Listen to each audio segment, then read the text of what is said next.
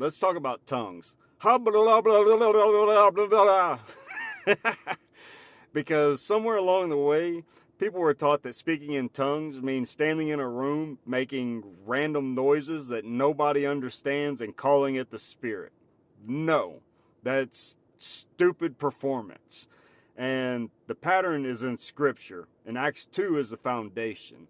The Spirit falls, the disciples speak, and people from different nations hear the message in their own languages, meaning they understand it.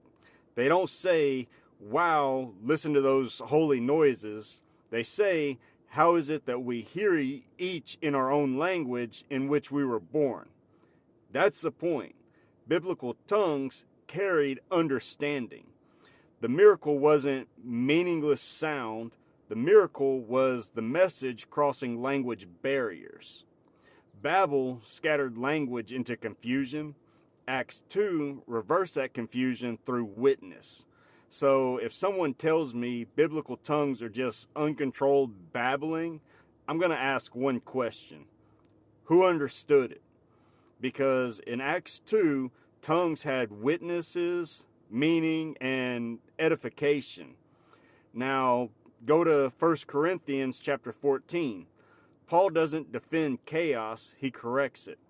He says if there's no interpretation, keep silent in the assembly. Why? Because sounds nobody understands don't build the body. Paul even says he'd rather speak 5 words with understanding than 10,000 words in a tongue. 5 words with understanding that destroys the performance, because the goal isn't to sound spiritual. The goal is to build, warn, teach, and witness. Yahuwah doesn't need fake chaos to prove his spirit is present. The spirit of truth leads into truth.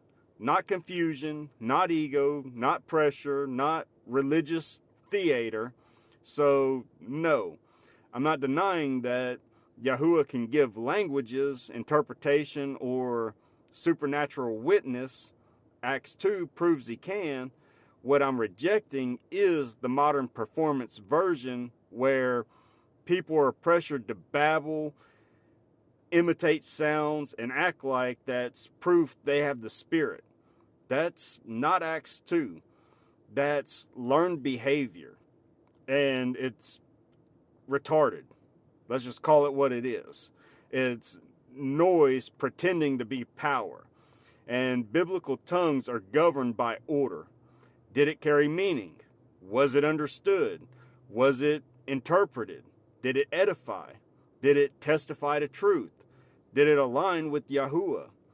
If not, stop calling it biblical. And Revelation gives the same pattern. The message goes to every nation, tribe, tongue, and people. That's not gibberish. That's global witness.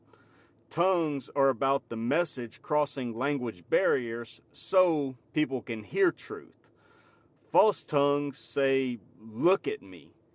Biblical tongues say, hear the message. False tongues create confusion. Biblical tongues overcome confusion. False tongues perform spirituality. Biblical tongues carry witness. So if nobody understands it, nobody interprets it, nobody is edified, and it creates disorder, Acts 2 doesn't defend it.